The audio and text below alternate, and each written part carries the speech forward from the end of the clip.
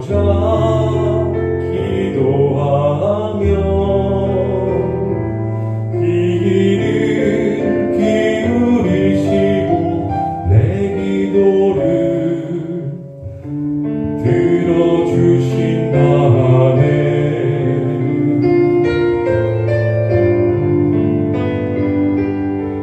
깊은 웅덩이와 수렁에서 끌어주시고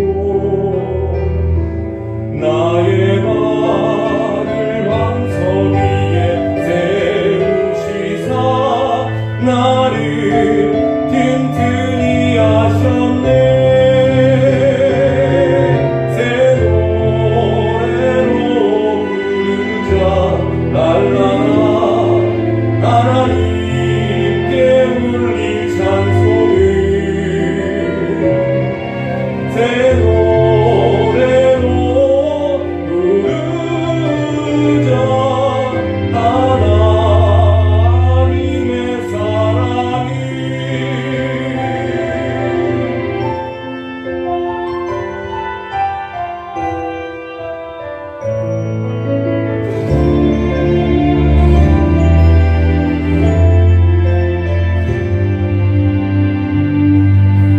주를 의지하고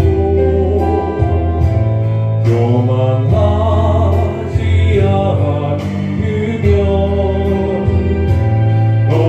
거짓에 치우치지 아니하면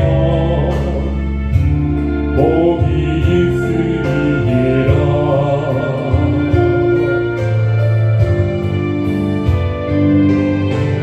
여호와 나의 주는 크신 권능의 주라. 그의 크신 권능으로 우리를 사랑하여 주시네. 새 노래로 부르자 랄라라. 하나님께 올릴 찬송을 새 노래로 부르자. 하나님의 사랑을 새 노래로 부르자 랄라라. 하나님께 올릴 찬송을 새 노래로 부르자. 하나님의 사랑을 하나님의 사랑을 하나님의 사랑을. 본문 고린도후서 12장 7절 말씀 보니까 사도 바울 선생이 이렇게 이야기를 합니다. 나에게는 육체의 가시가 있다. 나에게는 육체의 가시가 있다. 여러분, 우리가 인생을 살다 보면 가시를 만날 때가 있습니다. 이 가시에는 여러 가지 종류가 있습니다. 한 가지 종류의 가시만 있는 게 아니라 여러 가지 종류의 가시가 있어요. 어떤 사람에게는 자식이 가시가 되는 경우가 있습니다. 그 자식 때문에 아프고 그 자식 때문에 힘들고, 또 어떤 분에게는 질병이 가시가 될 수도 있습니다. 아파서 병원에 눕고 또 아파서 가족 식구들에게 폐기치는 것 같아서 미안하기도 하고, 그 질병이 가시가 되는 사람이 있고, 또 어떤 사람은 물질이 가시가 되기도 합니다. 내게 조금 어느 정도의 기반이 될 수 있는 물질만 있으면 내가 힘차게 살아갈 수 있을 텐데, 그래서 물질이 가시가 되기도 합니다. 또 어떤 사람에게는 다른 건 다 좋은데 학벌이 가시가 되기도 합니다. 그래서 학벌 이야기만 나오면 자꾸 숨고 자꾸 피하게 되고 자존감이 자꾸만 무너지기도 하고 여러 가지 종류의 가시를 우리가 인생을 살다 보면 만나게 됩니다. 근데 여러분 우리 따라서 합시다. 가시는 가시일 뿐이다. 여러분 가시는 가시일 뿐입니다. 믿음의 사람은 오히려 가시 때문에 더 기도하게 되고 그 가시 때문에 더 겸손하게 되고 그 가시 때문에 더 성실하게 살아갈 수도 있습니다. 자, 저는 오늘 시간에 오늘 본문 말씀을 통해서 세 가지 교훈을 여러분과 같이 함께 나누려고 합니다. 첫 번째입니다. 우리가 따라서 하겠습니다. 고린도후서 12장 7절 말씀 보니까 우리 따라서 합니다. 시작. 너무 자만하지 않게 하시려고 내 육체에 가시를 주셨으니 이는 나를 쳐서 사도 바울은 가시에 대해서 말하면서 두 가지 단어를 사용합니다. 첫 번째 단어는 나를 쳐서 그 가시를 통해서 나를 쳐서 나를 쳤다는 건 헬라어로 콜라피제라고 얘기합니다. 이건 무엇을 뜻이냐면 주먹으로 그 가시라는 상대방이 내 얼굴을 강타하는 거예요. 주먹으로 이게 때린 거예요. 그러니 사도 바울이 너무너무 아픈 거예요. 그래서 얼마나 아픈지 하나님께 3번이나 작정을 하고 하나님이 너무 아픕니다. 이 가시 좀 제거해 주세요. 그러면서 3번이나 작정 기도를 했다고 합니다. 여러분에게 어떤 가시가 있습니까? 때로는 너무 아프기도 할 겁니다. 마음이 너무 아프고 힘들기도 하고 그럴 때가 있을 겁니다. 사도 바울도 그랬습니다. 그래서 3번 작정 기도를 했습니다. 두 번째로 사도 바울은 응답받고 난 다음에 이 가시에 대해서 이렇게 설명을 합니다. 알고 봤더니 하나님 응답해 주신 걸 내가 듣고 보았더니 그 가시는 하나님이 내게 주신 가시였다. 왜? 알고 봤더니 하나님이 가시를 준 목적이 자만하지 말라고 교만하지 말라고 내게 가시를 주셨다. 우리 따라서 하겠습니다. 잠언서 16장 18절을 말합니다. 교만은 패망의 선봉이요 거만한 마음은 넘어짐의 앞잡이니라. 그래요. 사도 바울을 향한 하나님 생각은 이렇습니다. 가시에 찔려서 아파하는 것이 교만해져서 패망하는 것보다 타락하는 것보다 훨씬 낫다. 그래서 사도 바울에게 가시를 준 거예요. 그래서 사도 바울에게 가시를 줬어요. 어느 분은 이런 말을 합니다. 목사님, 나는 교만하지도 않는데 그리고 앞으로도 교만하지도 않을 건데 왜 나에게 이런 가시를 줘서 너무너무 힘듭니다. 너무너무 아픕니다. 라고 하는 분이 있어요. 여러분, 예수님을 빼고는 사람은요 다 교만해질 수도 있고요 다 타락할 수가 있습니다. 예수님 외에는 목사님도 그렇고 장로님도 그렇고 권사님도 그렇고 집사님도 그렇고 다 타락할 가능성이 있는 사람들입니다. 여러분, 심지어 모세는 어땠습니까? 모세도 교만에 빠졌습니다. 모세도 교만에 빠져서 적과 꿀이 흐르는 가나안 땅에 들어가지 못했습니다. 하나님은 말씀합니다. 저 이스라엘 백성들이 물이 없다고 기도를 하니 아우성을 치니 네가 반석을 지팡이로 두드려서 명에서 물을 내서 그들에게 줘라. 물을 주는 것은 물을 공급해 주는 분은 하나님입니다. 하나님의 능력으로 반석에서 물이 나오게끔 하는 거예요. 그런데 모세가 교만에 빠졌습니다. 이스라엘 백성들이 자꾸 있는 앞에서 하나님의 이름을 영광을 높여야 되는데 오히려 내가 너희들에게 이 반석을 쳐서 물을 내어줘야 나라는 단어를 사용했습니다. 그 사건으로 말미암아 하나님은 모세를 적과 꿀이 흐르는 가나안 땅에 들어가지 못하게 했습니다. 여러분, 심지어 천사장도 교만에 빠져서 타락하지 않았습니까? 그래 하나님은 바울에게 교만할까봐 가시를 준 거예요. 가시. 이것을 깨달은 사도 바울은 이렇게 고백합니다. 따라서 합시다. 그러므로 내가 기뻐하노니 이는 내가 약한 그때에 강함이라. 두 번째로 하나님의 목적이 있습니다. 근데 마귀는 또 다릅니다. 하나님의 목적은 하나님이 우리에게 가시를 줄 때의 목적은 사도 바울에게 가시를 줄 때의 목적은 단련시키고 교만하지 않게 만들고 더 큰 축복의 그릇을 만들려고 하나님은 저와 여러분에게 가시를 주는 거거든요. 근데 마귀는 그 가시를 통해서 어떻게 해서든지 사람들에게 열등의식을 갖게 만듭니다. 그리고 자포자기하게 만들고 절망에 빠지게 하고 슬픔 속에 빠지게 만듭니다. 이게 마귀의 목적이에요. 저와 여러분들 어떤 가시를 만나고 있습니까? 그 가시 때문에 하나님의 의도대로 더 하나님께 무릎 꿇고 기도하는 사람이 됩니까? 아니면 자포자기하고 절망하고 우울증에 빠지고 그 가시 때문에 열등의식에 빠져서 넘어지는 사람이 되고 있습니다. 이스라엘의 제일 큰 소원이 하나 있었습니다. 뭐냐면 이스라엘 백성들에게는 왕이 없습니다. 그래서 우리나라에도 왕을 하나님께 세워주시면 좋겠다. 그래서 그 왕이 우리나라를 지켜줬으면 좋겠다.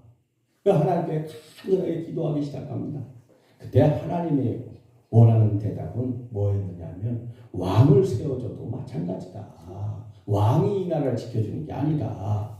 근데 이스라엘 백성들은 자꾸만 고집을 부려가면서 우리에게도 왕을 세워주십시오. 왕을 세워주십시오. 그래 하나님께서 그 소원을 들어줬어요. 사울 왕을 초대 왕으로 하나님께서 세워주셨어요. 그러자 이스라엘 백성들이 처음에는 그 사울 왕을 보면서 너무너무 기뻐했어요. 사울 왕의 인기도가 하늘을 치솟을 정도로. 그런데 옆에 있는 나라 블레셋 나라가 이스라엘을 쳐들어온 거예요. 쳐들어왔는데 그 적장이 골리앗이라는 장수입니다. 이스라엘 군대로는 도저히 이길래야 이길 길이 없는 거예요. 그때 해성같이 나타난 인물이 있는데 그게 바로 다윗입니다. 이 다윗이 적장을 골리앗을 꽝 하고 쓰러져 넘어지게끔 만들고 죽게 만듭니다. 그러자 백성들의 인기도가 전에는 사울왕이 치솟았는데 이제는 달라졌어요. 사울왕보다는 다윗 쪽으로. 그래서 빨래를 빠는 여인네들이 노래를 부르면서 빨래를 빠는데 뭐라 그러냐면 사울은 천천히요 다윗은 만만이로다. 그러면서 사울왕은 1000명을 상대하지만 다윗은 10,000명을 상대한다. 이 소리가 이 사울왕의 귀에까지 들려옵니다. 사울왕에는 이 다윗의 인기가 가시로 다가오는 거예요. 우역으로 다가오기 시작하는 거예요. 그리고 이 다윗에 대한 열등의식에 사로잡히게 됩니다.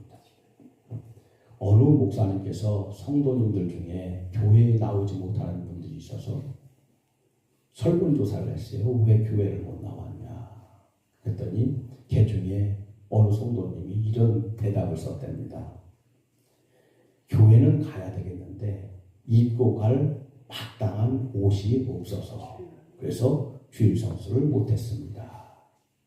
여러분 하나님은 외모를 보시는 분이 아니라 중심을, 속을 보시는 분인 줄 믿습니다. 이런 게 열등의식에 빠지면 안 됩니다.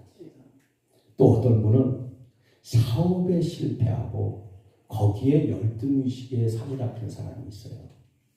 여러분, 실패 없이 성공한 사람이 어디 있습니까? 우리나라 역대 대통령들을 봐도 한 번에 대통령 당선된 사람 드뭅니다. 여러 번 실패를 겪어봤던 사람들 많이 있습니다. 김영삼 전 대통령도 그렇고 김대중 전 대통령도 그렇고. 여러분 7.8기라는 말은 고사성어로만 있는 겁니까? 우리 옆 사람 보고 따라합시다. 나는 오뚜기와 같은 사람입니다. 절대로 실패했다고 해서 열등의식에 사로잡히는 건 마귀가 가져다 주는 생각이에요. 또 어떤 분은 과거에 지은 죄 때문에 과거의 잘못된 실수 때문에 나는 나쁜 사람이야, 나는 죄인이야, 그러면서 거기에 열등의식에 빠져서 살아가는 사람이 있어요. 여러분 한번 생각해 보십시오.